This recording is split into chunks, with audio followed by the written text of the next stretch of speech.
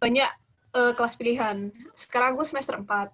Dan ini adalah matkul wajibku, tapi matkul pilihan banyak banget. Nah, kita masih dapat, seperti kelas MIPA lainnya, kita masih dapat matkul-matkul MIPA yang wajib. Contohnya fisika, kimia, matematika. Semester ini, semester 4, aku dapat statistika sama praktikum kimia. Nah, geografi juga dikenal sebagai ilmu-ilmu yang atau prodi-prodi yang banyak praktikumnya. Kalau bisa dibilang budak praktikum. Sebenarnya lebih cocok kalau kita itu masuk seklaster sama kehutanan dan pertanian. Di sana kita bisa sambat praktikum semua. Mungkin agak aneh ya teman-teman melihatnya, kan di Padma aku pribadi nggak pernah merasa praktikum. Tiba-tiba di geografi lingkungan aku langsung praktikum 3 per minggu. Tapi itu seru. Itu di geografi lingkungan itu aku benar belajarnya itu gimana ya? Mungkin teman-teman taunya di SMA geografi itu masuk kelas IPS. Tapi sebenarnya kalau di geografi lingkungan itu banyak banget yang MIPA. Kayak geologi, hidrologi, meteorologi dan iklim itu membutuhkan banyak ilmu IPA, termasuk kimia dan fisika itu. Sebenarnya aku kalau dari anak Padma bukan yang paling ahli geografi. Kalian tanya aja sama Rubens kalau mau tahu lebih tentang ilmu geografi. Tapi aku bisa ngenalin matkulnya dikit. Kalau aku yang menurutku ya, berapa matkul yang menurutku bisa menonjolkan geografi lingkungan itu tentang apa sih? Ini loh. Sini geografi manusia, geografi penduduk, hidrologi, meteorologi dan iklim, sama geomorfologi. Aku pribadi, jadi itu menurutku itu 3 matkul yang benar-benar menunjukkan keistimewaan geografi lingkungan. Kita belajar batu, itu fisik. Terus belajar air, belajar tentang iklim, tentang siklus air, itu juga fisik tapi air. Terus belajar tentang manusia. Belajarnya tentang apa sih? Belajarnya itu kita tentang kependudukan. Tentang di sini misalnya ekonomi. Kalau itu sih, kan ada Mbak Wina tuh, statistik. Sebenarnya nggak jauh kalau belajar pendudukan dari Wina. Nggak jauh sama sekali. Terus ini, kalau kalian lihat, di semester 2 dan semester 4 ada yang namanya KKL. Nah, KKL itu adalah program khusus geografi. Itu apa sih? Kuliah kerja lapangan. Jadi itu kayak field trip atau study tour yang dilaksanakan setiap semester genap untuk teman-teman yang di geografi lingkungan. Kalau KKL 1 itu kayak kamu jalan-jalan, dan jalan-jalannya itu se-Jawa Tengah gitulah, dari Merapi, ke Parangtritis, ke Boyolali, ke daerah-daerah Semarang, itu untuk melihat fenomena-fenomena geografi. Terus itu field trip, kalian bakal dipandu-pandu dosen, gitulah, seru banget. Aku rekomen geografi untuk orang-orang yang suka ke lapangan, yang nggak suka diem di kantor. Tapi sayangnya karena WFH, kita harus diem di rumah-rumah sendiri ya untuk kuliah sementara ini. Segitulah. Jadi itu untuk matkul wajibnya. Lalu ada prospek kerja.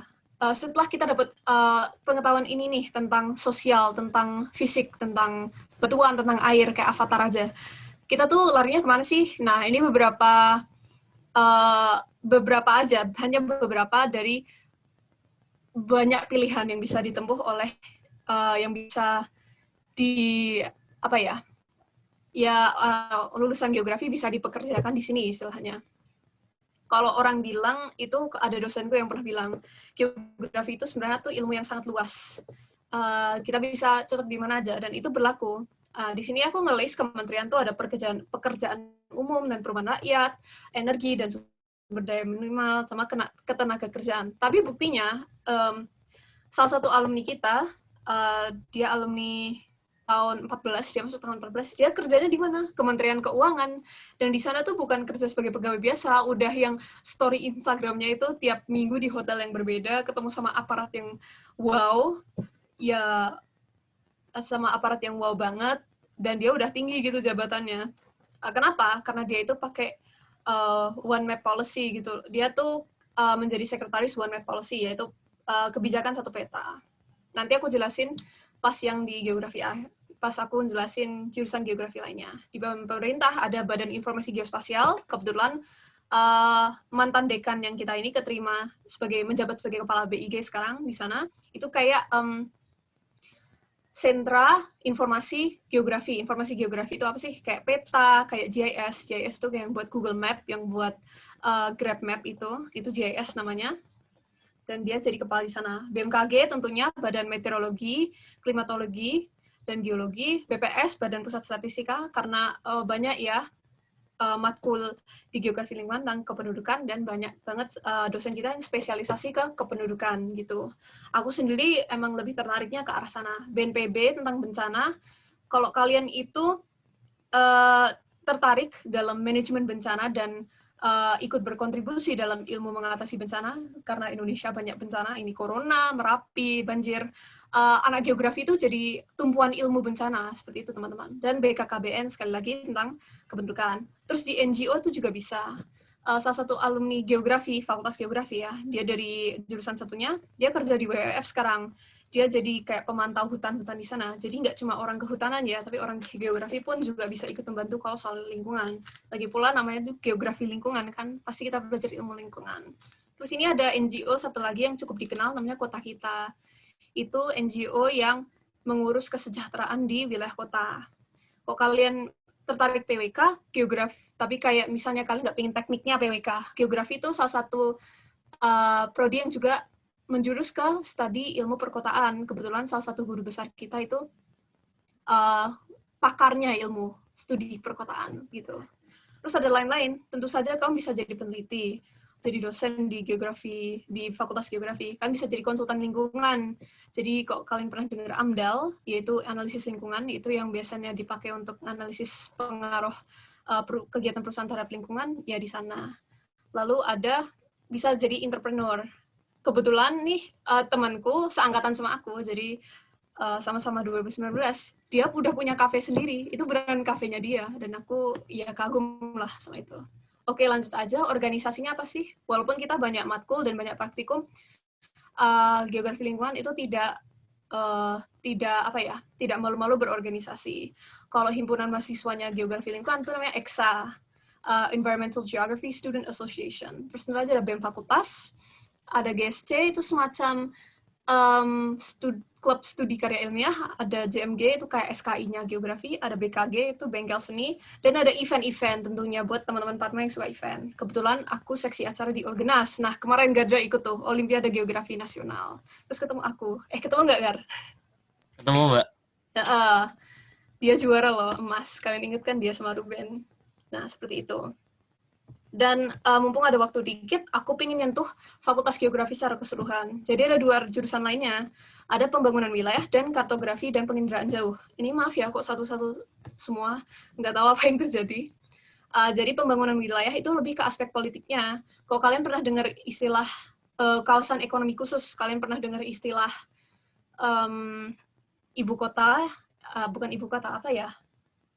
Kawasan-kawasan metropolitan itu anak pembangunan wilayah yang menangi. Bayangin PWK, tapi dia itu jadi ilmu sosial. Dan kebetulan ini satu-satunya jurusan di geografi yang emang bisa dimasukin anak IPS sama senam, kalau nggak salah. Terus ada kartografi penginderaan jauh. Ini fokus ke aspek tekniknya. Google Map yang aku bilang tadi, namanya tuh GIS, Geography Information System, dan penginderaan jauh, alias melihat gambar menggunakan satelit. Nah, itu kan logonya kayak satelit. Itu komputer banget, kalian bakal belajar coding, belajar cara mengambil citra yang bagus, interpretasi citra, seperti itu. Itu aja sih dari aku pengen cepat-cepat mungkin, karena ada yang ingin bertanya, dan aku akan menjawab. Jadi mungkin ada pertanyaan sebelumnya.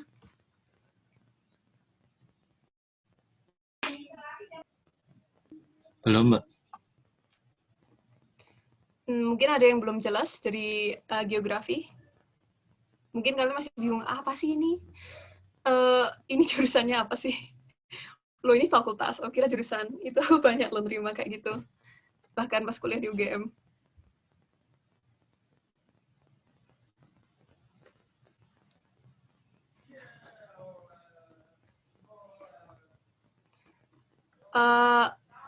Untuk praktikum sih, ya sama kayak untuk praktikum sih mungkin ini yang menjadi salah satu halangan terbesar orang masuk geografi.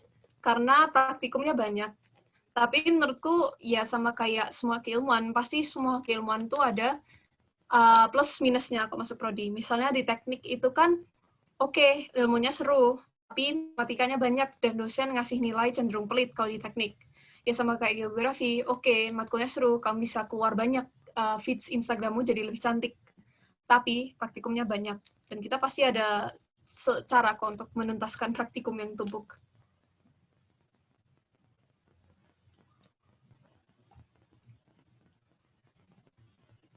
Mungkin ada pertanyaan lain bagi yang tertarik?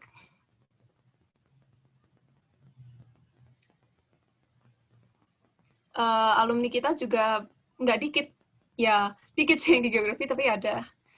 Dari Padmanaba 73, sekarang geografi lingkungan juga, 2018 itu ada Mbak Hasmun, Hasnama Maimunah. Kebetulan dulu dia juga OSN geografi, kan. Oh, udah nggak ada yang nanya, karena nggak mau nanya nih, nggak mau kepo-kepoin lagi. Mbak Adi yang Eksa tau, Mbak? EXA itu kayak himpunan mahasiswa gitu.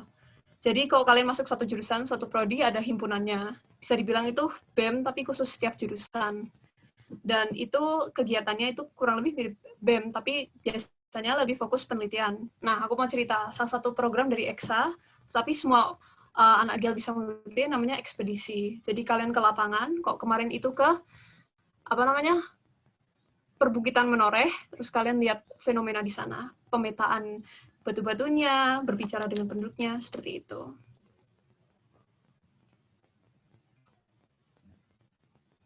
Satu alasan lagi, mungkin kalian masuk geografi, kursanya keren guys. Jadi ini kursanya lengan pendek, fenomena langka. Tapi aku belum selesai. Dia punya lengan panjang yang bisa dicopot. Jadi kalau kalian lihat, ini itu ada velcro-nya. Nah, lengannya itu bisa dipasang. Jadi misalnya lagi banyak nyamuk, ya udah kamu pasang kembali. Jadi siapa tahu ingin masuk geografi karena kursanya. Tapi aku lebih senang lengan pendek. Nggak panas.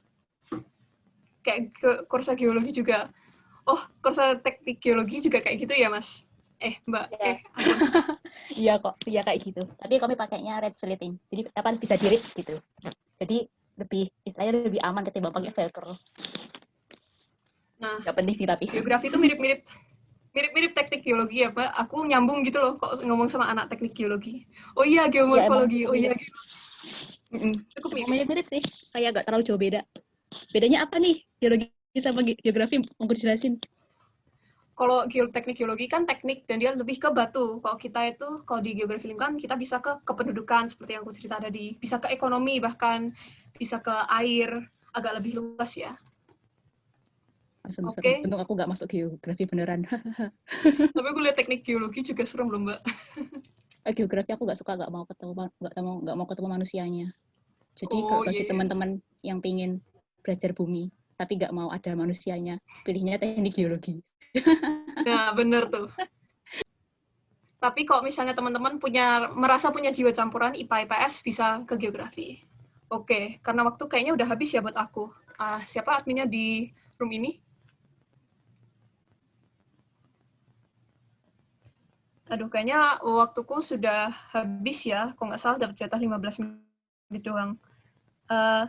Aku bisa langsung ngarahin ke teman berikutnya. Siapa ya?